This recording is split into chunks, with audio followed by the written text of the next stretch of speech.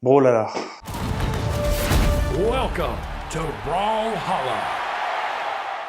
c'est un sacré jeu pour moi. J'y ai passé beaucoup d'heures. Et je me suis dit, plutôt que de faire des vidéos un peu présentation de gameplay, où j'éclate des mecs, je me suis dit, Brawlhalla c'est quand même un jeu qui a plus de 66 personnages, et chaque personnage a une histoire qui est écrite. Et je me suis dit, pourquoi pas s'intéresser à cette histoire, parce qu'en plus, elle est bien interconnectée, et il y a vraiment un mélange de plusieurs mythologies. Je trouvais intéressant, on va dire, de plonger un peu dans cet univers-là. C'est un jeu qui a été créé par Blue Mammoth Game en 2014, et à la base, il y avait 8 personnages. Vraiment, c'était un petit jeu 2D, un peu nerveux, qui n'était pas vraiment là pour concurrencer Super Smash Bros. C'était pas vraiment l'idée de ce jeu. Mais petit à petit, au fur et à mesure, avec en plus l'arrivée de Steam, qui a du coup de plus en plus rendu populaire ce jeu vu que c'était gratuit, il a commencé à se faire un nom, et puis maintenant on est en 2025. Comme je l'ai dit, il y a plus de 66 légendes maintenant, et quasiment 80 millions de joueurs. Donc c'est quand même un sacré jeu. Pour une petite remise en contexte, Brawlhalla s'est grandement inspiré de la mythologie nordique, même si tout n'est pas vraiment pris mot à mot de la mythologie. Il y a beaucoup de choses qui ont été réécrites ou réappropriées ou même inventées par BMG. Pour raconter l'histoire de Brawlhalla, je me suis dit que c'était plus intéressant d'essayer de trouver un ordre un peu chronologique plutôt que de bêtement, on va dire, raconter l'histoire des personnages sortis dans l'ordre depuis la création du jeu. Donc, il y a un petit travail quand même un petit peu de lecture et d'interprétation. Donc, m'en voulez pas si c'est pas 100% accurate, c'est aussi une interprétation de ma part. On va commencer avec la légende Gnash, légende avec un marteau et une lance. Dans l'histoire, Gnash c'est un personnage qui a été élevé par la jungle. C'est un personnage qui apparaît vraiment au tout début de la planète Terre, à l'époque où il y avait seulement 3 entre guillemets gros clans qui y vivaient et qui se partageaient le territoire sur Terre. Il y avait donc les humains, il y avait les animaux et il y avait les primordiaux. Donc les primordiaux, ça n'existe pas dans la vraie vie, mais dans l'histoire de Brawlhalla, ce sont des très grands singes cannibales qui s'attaquaient, on va dire, au clan des humains et qui ont quasiment décimé l'entièreté des humains. La civilisation humaine n'aurait pas existé si Gnash n'avait pas pourchassé et massacré jusqu'au dernier des primordiaux. Gnash est entre guillemets le sauveur de l'humanité, mais un jour il disparaît. On le retrouve un peu plus tard se baladant dans une forêt un peu magique, et c'est là qu'on retrouve un des dieux les plus importants, Odin.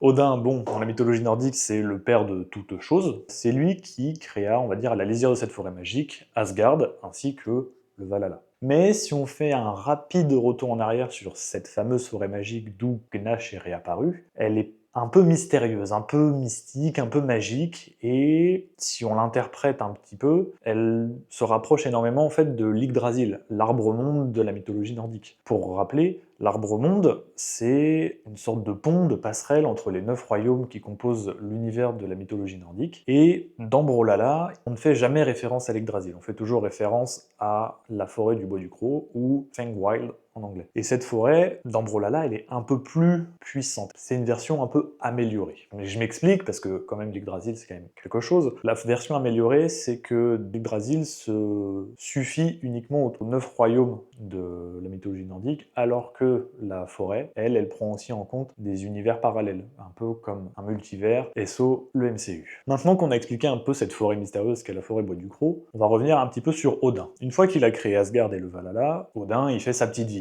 avec tous les dieux qui l'entourent, c'est-à-dire Thor, Loki, Heimdall, et aussi des personnages inventés par BMG, tels que Hypernia, une des Valkyries les plus importantes pour la suite de l'histoire. On retrouve aussi avec Odin ces 2 corbeaux, Munin et Ugin, qui sont donc chargés de surveiller ce qui se passe au sein des 9 royaumes. Mais, on rappelle, nous sommes dans Brawlhalla, donc il n'y a pas que 9 royaumes, il y a aussi des panthéons. Les panthéons, ce serait un petit peu rentrer dans une autre mythologie, c'est-à-dire que, par exemple, il y a le panthéon grec, il y a le panthéon inca, et là on va se retrouver un petit peu dans un panthéon qui mélange un petit peu mythologie grecque et un petit peu de la religion catholique avec les séraphins. Et donc un jour, Odin se dit je vais aller visiter le panthéon de l'Élysio. C'est là qu'il rencontre le dieu Palladium. Dans ce panthéon, le dieu Palladium, c'est le dieu de la justice et de la guerre. Et il est à la tête d'une armée de séraphins, dont fait partie Zariel, un des 66 personnages de Brawlhalla. Odin, voyant cette armée surpuissante, il se dit ah mince, je suis en danger là, parce qu'ils sont vraiment vraiment chaud les gars. Odin il rentre à Asgard et là il appelle toutes ses Valkyries, il fait bon là, vous allez me ramener un max de héros, un max de guerriers, de combattants qui meurent au combat, parce que c'est la condition pour rentrer au Valhalla. Vous allez m'en ramener un max parce que je veux une armée capable d'affronter la fin du monde, le Ragnar, ainsi que l'armée de l'Elysium. Et à partir de là, les Valkyries elles vont chercher plein de héros et elles les ramènent au Valhalla. Mais au bout d'un moment, à force de ramener tous ces héros, il commence à y avoir un peu de monde. Ça commence à faire du bruit, puis les esprits commencent à s'échauffer parce que à la base, ça savent faire qu'une chose, ces mecs savent que se battre. Donc ça finit par se taper dessus et Odin, agacé par ce vacarme, décide de créer une sorte de grande arène pour permettre aux héros tombés de pouvoir se défouler un peu et de se taper dessus. Pour le moment, il a pas vraiment de nom, Odin il s'est juste dit que ça allait s'appeler le Grand Tournoi. Mais c'est là que Thor arrive, et c'est Thor qui proposa de donner à cette joute immortelle le nom de Brawlhalla. Et si on veut faire un petit peu